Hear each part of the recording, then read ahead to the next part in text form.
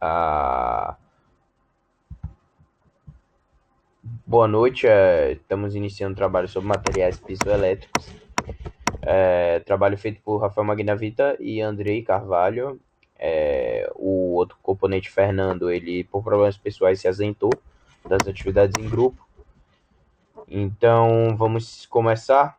Esse artigo ele tem interesse em aplicação dos materiais piezoelétricos e suas aplicações. Basicamente, no artigo temos uma introdução que vai dizer os objetivos do trabalho. Passamos pelo histórico da utilização dos materiais piezoelétricos hoje, até hoje, perdão. Você começa com 1880, quando foram descobertos pelos irmãos Pierre e Jacques Curie, que são franceses, e aí eles descobrem que no momento que você tem uma deformação mecânica em certos materiais, você tem em contraposição, você tem a geração de um campo elétrico. E aí, em 1881, Gabriel Lippmann, utilizando a mesma teoria descoberta pelos irmãos Pierre e Jacques Curie, ele prevê o inverso também, que um campo elétrico ele vai deformar o material caso ele tenha essas propriedades piezoelétricas. A partir de 1910, você tem a publicação de um livro que descreve 20 classes de cristais que têm características piezoelétricas. E a partir da Segunda Guerra Mundial, você tem a primeira aplicação do efeito a partir de 1940. Então, foi o físico Paulo Langevin, utilizando cristais de quartzo acoplados a massas metálicas, ele gera ultrassom na faixa de dezenas de kHz. E a partir de 1950 você tem um estudo mais aprofundado e aí você obtém as cerâmicas de titanato de zincronato de chumbo, PZT, que inclusive hoje é um material largamente utilizado, é um material piezoelétrico de larga utilização. E atualmente você tem as outras cerâmicas piezoelétricas, certo? Então é uma breve passagem da descoberta até as primeiras utilizações dos materiais piezoelétricos. Temos o tópico 3 que é um tópico que explica as definições, explica as propriedades químicas e físicas dos materiais e as definições. Então, os materiais piezoelétricos em primeira mão, como já foi citado anteriormente, eles são materiais que quando você tem uma deformação mecânica, eles geram em contraposição um campo elétrico. Só que no momento que isso acontece, a tendência do material é retornar à sua forma anterior, porque o mesmo campo elétrico em seguida ele vai gerar uma deformação mecânica no outro sentido, certo? Então temos a parte mais aprofundada do artigo, em que temos uma fonte de tensão e ela mostra exatamente esse movimento. Você tem a pressão sobre o cristal, a pressão sendo exercida e você tem uma certa tensão. Quando você retira essa pressão, o mesmo multímetro ele calcula um ADDP diferente. Na ponta dos eletrodos você vê que se inverteu a tensão que estava no cristal piezoelétrico, certo? Uh, e aqui é uma observação, que se os eletrodos eles forem deixados em circuito abertos, você tem uma tensão associada com a carga. Então os materiais piezoelétricos eles são grandes geradores de tensões. Eles podem ser utilizados também para com essa função, pode também ter essa funcionalidade.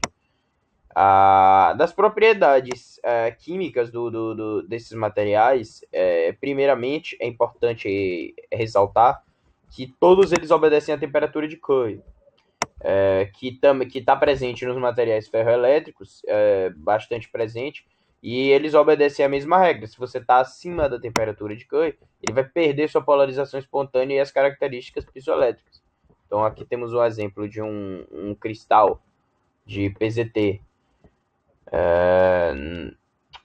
abaixo da temperatura de Curie, e aqui ele está acima da temperatura de Curie. Então, ele não, ele perde suas características, e não poderia ser polarizado, e enfim.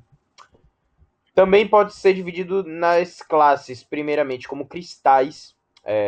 Os cristais piezoelétricos, mais famosos deles sendo o quartzo, e eles são bastante utilizados em clocks, outros componentes síncronos do circuito, tem contadores, registradores. Temos também o niobato e o talanato de lítio, que são utilizados em ondas de acústica de superfície, como filtros eletromecânicos detectores de vibrações. Vamos lá, semicondutores piezoelétricos. Tem o óxido de zinco, o sulfeto de cádmio e o nitreto de alumínio. Todos eles são utilizados na forma de filmes finos e eles vão servir como geradores ultrassônicos de alta frequência. O óxido de zinco, ele também pode ter seus cristais crescidos por processos hidrotérmicos. Nas cerâmicas piezoelétricas, os materiais cerâmicos, eles são hoje os mais utilizados. São os elementos piezoelétricos hoje que tem maior demanda no mercado, né? E, enfim, eles são elementos que eles podem ser formados a partir de elementos ferroelétricos que vão ser polarizados. Você os põe em um campo elétrico, um alto campo elétrico, e aí você polariza esses elementos ferroelétricos para que se tornem piezoelétricos, adquiram as características piezoelétricas, certo? A cerâmica comercial mais utilizada no mercado ela é a perovskita, como o titanato de cálcio.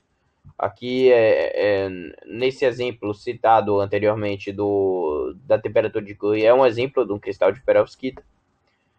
E os transdutores modernos, que eles utilizam quartzo artificial, que é um quartzo sintetizado, ou os outros cerâmicos compostos por materiais ferroelétricos.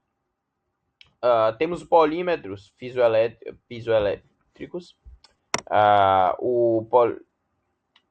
E aí você tem o polímetro polifluoreto de vidileno, que ele tem campos elétricos mais altos, ou seja, seu coeficiente piezoelétrico é maior, aos do quartzo, que hoje tem uma grande utilização. E você tem a sua utilização muito alta na biomedicina, utilizando como suportes para crescimento e diferenciação celular, também na fabricação de biosensores e atuadores. Os compósitos piezoelétricos são compósitos de baixa impedância acústica, alta flexibilidade mecânica e baixo fator de qualidade mecânico. As principais investigações compósitos elas vão ser para obter hidrofones, que são meios de comunicação submarinos. E, por fim, temos os filmes piezoelétricos, como citados anteriormente, eles são produzidos a partir de cristais ou até cerâmicas. Também pode ser produzido a partir de cerâmicas piezoelétricas. Na maioria dos casos, eles são preparados com as mesmas composições que os elementos cerâmicos, mas suas aplicações vão consistir em ressonadores, filtros ou linhas de atraso. Agora vamos passar para a parte mais do cálculo da questão física e da questão do cálculo de coeficientes e de deformação. Então vou passar agora para Andrei completar. Olá, sou o Andrei. Continuando aqui, características e propriedades, nós podemos resumir basicamente que o efeito piezoelétrico ele pode ser atribuído como a conversão ou transformação de energia mecânica em energia elétrica ou na transformação de energia elétrica em energia mecânica. Desconsiderando a simetria do material, temos a simplificação e utilização das seguintes equações. Para o efeito direto, que é mecânica em elétrica, transformação de energia mecânica em elétrica, temos que D igual a dt mais EE, sendo que D é o vetor de deslocamento elétrico, o Dzinho é o coeficiente piezoelétrico, esse é a permissividade elétrica e esse Ezão é o campo elétrico. Para o efeito inverso, nós temos que S, que é a deformação do material, é igual a ST mais DE. Esse Szinho é o coeficiente elástico do material. T é a tensão mecânica. Dzinho é novamente o coeficiente piezoelétrico, é o campo elétrico. Baseando-nos agora nos coeficientes, temos que o coeficiente D é o coeficiente piezoelétrico. Ele pode ser atribuído pela razão entre a deformação desenvolvida e o campo elétrico aplicado, assim como pode ser também denotado como a carga desenvolvida em curto-circuito sobre a tensão aplicada. Ao utilizar o módulo de Young, que descreve a rigidez do material, podemos ter um auxílio na relação que encontra também o coeficiente elástico, que é o coeficientezinho S. Temos que o Szinho, ele é o inverso do módulo de Young, ou a deformação sobre a tensão elétrica, assim como também é igual a inverso do produto entre ρ e a tensão ao quadrado. E para a determinação desses coeficientes, nós utilizamos ou a técnica estática ou a técnica dinâmica. A técnica estática consiste na aplicação de tensão mecânica ou elétrica. No caso de tensão mecânica, queremos realizar a medição de cargas elétricas que se depositam na face, ou quando aplicamos a tensão elétrica, queremos saber a deformação do material. Na técnica dinâmica, utilizamos um circuito semelhante a um ressonador. Temos que utilizamos a frequência próxima à frequência natural de ressonância mecânica do material de estudo, do material piezoelétrico, e temos esse circuito equivalente. Aqui temos a fórmula para a frequência em série e a frequência em paralelo. Assim, utilizamos a impedância resultante baseando nesse gráfico aqui, em que quando a impedância é inferior a FR e superior a FA, nós temos que há um comportamento capacitivo dessa impedância. Enquanto ela está entre FA e FR, há um comportamento indutivo. As aplicações da piezoeletricidade são completamente visíveis, porque elas são utilizadas para medir força, pressão, deformação, vibração. Então, indústrias e várias outras áreas necessitam de transdutores, atuadores, sensores, e a piezoeletricidade é utilizada e pode ser utilizada no auxílio desses dados. As vantagens e desvantagens da piezoeletricidade, elas variam a depender do material piezoelétrico utilizado para determinada condição. Como, por exemplo, os polímeros piezoelétricos possuem muita desvantagem em relação à temperatura, porque sua operação é a baixa temperatura. Então, é difícil utilizar como transmissor, como transdutor, por causa dessa limitação. Vai chegar um momento que pode dar inconsistência de dados. Os dados podem ser muito maquiados por causa dessa interferência da temperatura.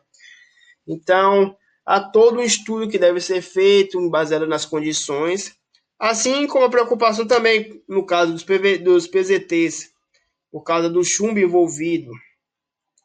A conclusão desse trabalho é, então, que a piezoeletricidade é sim